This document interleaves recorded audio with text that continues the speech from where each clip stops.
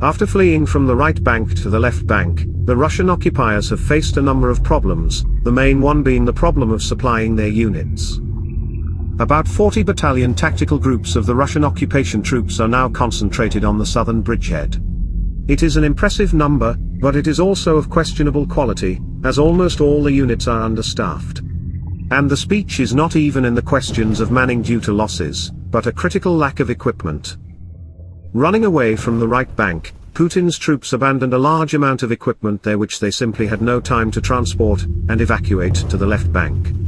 And now, whichever unit you look at, there is at least 30% incompleteness, and on average 50% to 60%. In connection with this problem, these units need to be restored by increasing the intensity of supply of forces and means through the transport hub of the Crimean territory.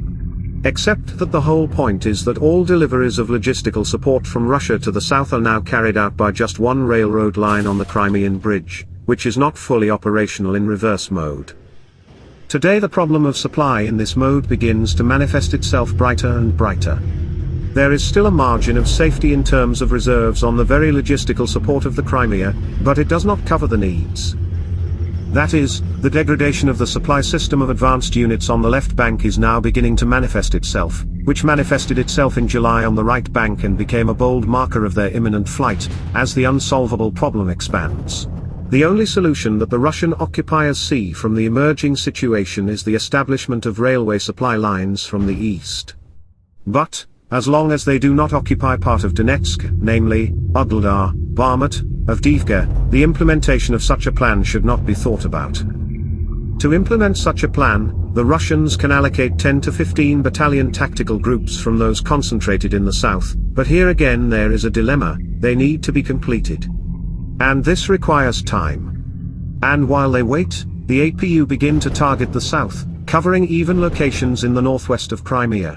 Thus, the occupiers not only need to make deliveries to restore the combat effectiveness of the units that managed to escape from Kherson, but also to compensate for the daily considerable losses. To summarize, I would like to note that wherever there is a decline in the effectiveness of the supply and control system of forward units, the collapse of defense is inevitable. And this process is already taking place in the southern bridgehead of the Russian forces. By their flight from the right bank they only accelerated it.